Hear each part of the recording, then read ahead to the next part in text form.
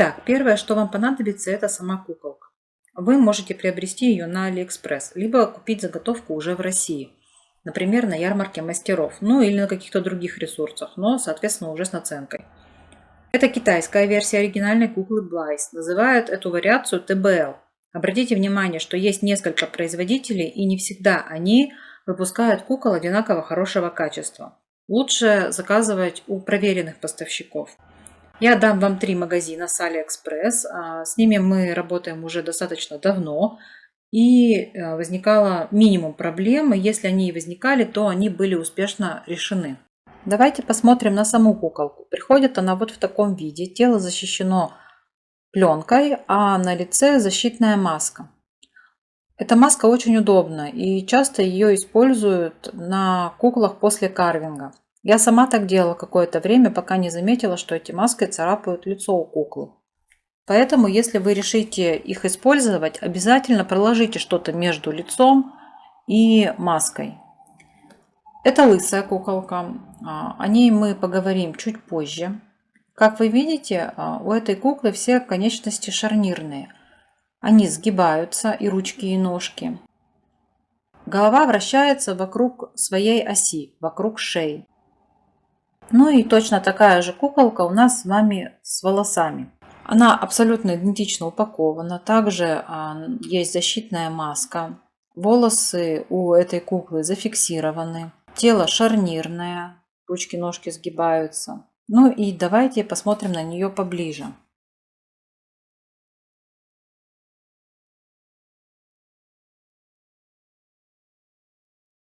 Если вы посмотритесь, то здесь сейчас одна веревочка. Когда мы сделаем с вами карвинг, этих веревочек будет 2.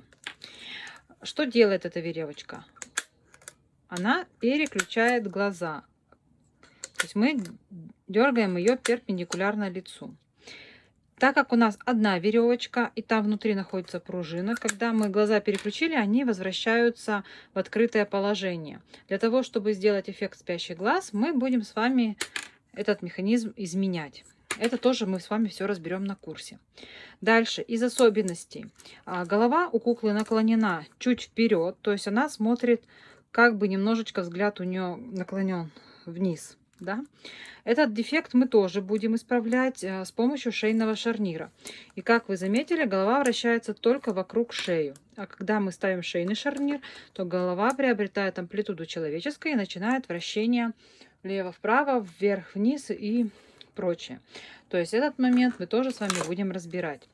Дальше, если вы посмотрите, то колени у куклы такие достаточно слабенькие.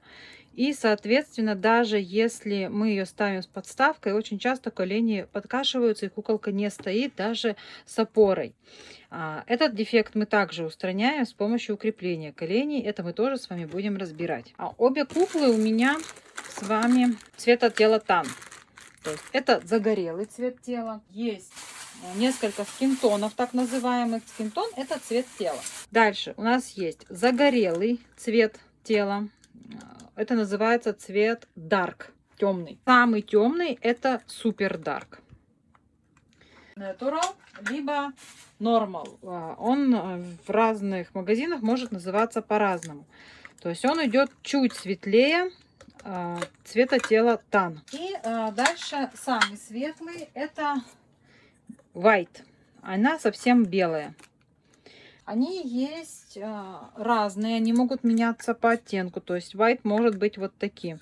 Вот это глянцевый, это матовый, и он немножечко по оттенку отличается. Но он, тем не менее, вы видите, что светлее, чем, например, этот же натуральный цвет. Но на первоначальных этапах, если вы никогда не работали с такими куклами, это ваши первые куклы, очень вам рекомендую брать цвет тела либо tan, то есть вот такой загорелый, либо цвет тела natural. Почему я вам его рекомендую брать? Потому что, когда вы работаете с совсем светлыми панелями, на них очень плохо видно то, что вы делаете. То есть вы и так не будете очень понимать, что вы делаете, да? Это приходит со временем. Но и еще, ну вы же все знаете свойства белого цвета, он отражает лучи, и взгляд не воспринимает все изъяны на белом цвете. И, соответственно, вам будет плохо виден рельеф, вы будете не понимать, где нужно будет углубить. С белым цветом в этом плане работать сложнее. И также в макияже. Чуть больше вы пигмента дали, у вас это все будет проявляться, и не всегда вы сможете понять, как это его избежать. На дарке же наоборот, на нем опять все чересчур слишком видно. И любой косяк, любой изъян, который вы сделаете, он будет виден. И с макияжем опять же встает проблема. Тут наоборот нужна сильная пигментация, и не вся пастель дает эту пигментацию. Не всегда у новичков получается добиться вот этого перехода цвета именно на темных панельках. Поэтому для работы на хотя бы одной-двух кукол, первых самых своих кукол, я вам очень рекомендую взять цвет тела Тан, либо цвет тела натуральный. Тут уже смотрите, что вам больше нравится. Далее, по поводу самих панелек. Они тоже бывают разные. Когда вы будете приобретать куколку на Алиэкспресс, вы обратите внимание на лицо. То есть она может быть вот такая, да, без бровей, ну, без каких-то там, даже губы минимально накрашены, вот такие, да, панельки. Она может быть вот с такими губами. Вот это те панельки, которыми мы будем работать. В них больше пластика в носике и в губках. Если вы посмотрите, сейчас появились панельки уже так предполагаемым карвингом. У них уже другая форма губ, у них уже есть бровки. Вот там очень мало пластика, и вам там просто не с чем будет работать. Поэтому обратите на это внимание. То есть нам нужна вот такая вот стандартная панель. Да?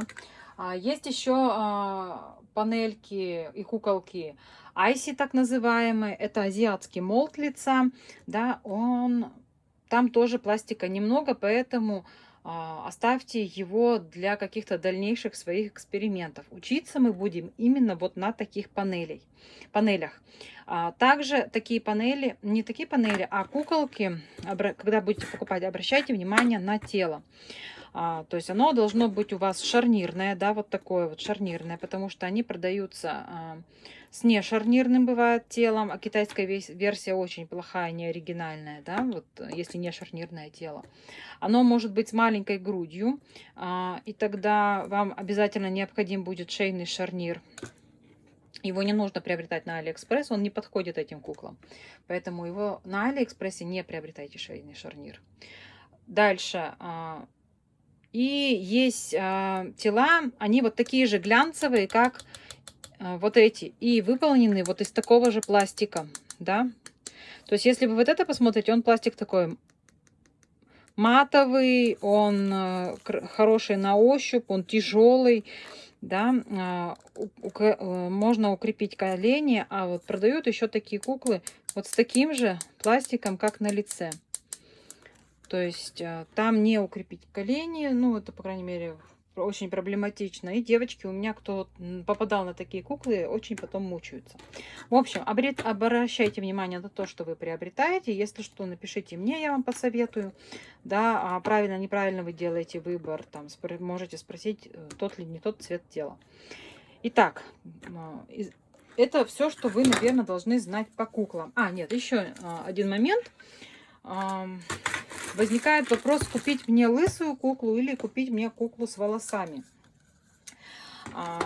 Куклу с волосами вы покупаете, если вот вам нравятся волосы, вот вы ее планируете оставить вот в таком вот виде, да, уже непосредственно с волосами.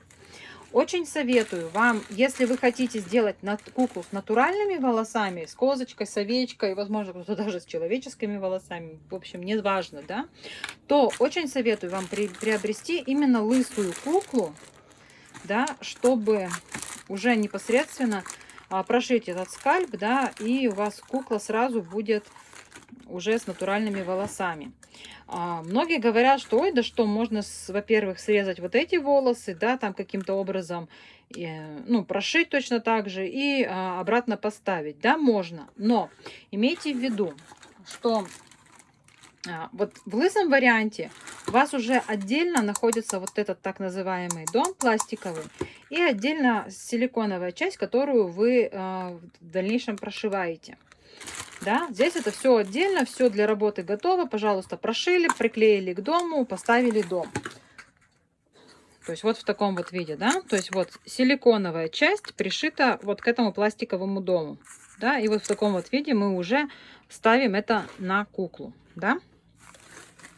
То здесь вам сначала нужно будет обрезать волосы, то есть, да, потом каким-то образом их отклеить вот от этой пластиковой части, вот от этой, да, чтобы у вас получился вот такой вот силиконовая вот такая часть, да, если вы делаете именно прошивку, не проклейку, а именно прошивку, да, вот, то есть вот это отделить, потом это прошить, но здесь уже, вот здесь, да, вот, у вас не будет вот таких вот лепесточков, да, то есть вот они уже срезаны. И, соответственно, вам поставить качественно вот на этот пластиковый дом, вот эту часть уже не удастся. Это будут все равно какие-то зазоры, это не будет плотного прилегания, и, соответственно, вот здесь это потом проявится. Если вы надумаете проклейку, то тогда вы должны будете готовы, что вы не сможете сделать... Вы проклеить-то вы проклеите, вы сверху это все наклеите, но вы не сможете сделать вот такой красивый пробор. Да, то есть у вас это будет... Наверняка видели на фотографиях, есть такая... Перекидывают натуральные волосы такой елочкой. Вот это как раз вариант, когда вот не сделан такой прямой пробор. В общем, здесь вам нужно подумать. Вот я вот такой ерундой не занимаюсь, да, не отделяю вот эти волосы от дома. Я просто сразу приобретаю лысую куклу и не мучаюсь. То есть я не трачу ни время, ни силы, ни эмоции на то, чтобы вот это вот все отколупать, потом приклеить, потом непонятно как это все посадить. В общем, не мучайте себя, купите сразу готовую куклу для работы. Также задают вопрос по поводу того, имеет ли значение, будет у вас это матовая панелька, да, или это будет глянцевая панелька. Для работы не имеет значения. Единственное, вот матовая даже, наверное, хуже. Я одно время считала, что лучше его меньше счищать, но, как видите, если не до конца счистить вот этот слой, да, мата, который нанесен на куклу, то он может вылезти вот такими вот пятнами. Поэтому его в любом случае счищать нужно до конца, прям хорошо до основания. Плюс, когда ты счищаешь, он пахнет, то есть есть запах при шлифовании. Вот, поэтому, на мой взгляд, ну, вообще большой принципиальной разницы нет, но... Как правило, сейчас идут практически все куклы именно с глянцем. Ну, то есть это не важно, мы все равно это будем счищать, и поэтому не обращайте внимания на то, что это глянцевое.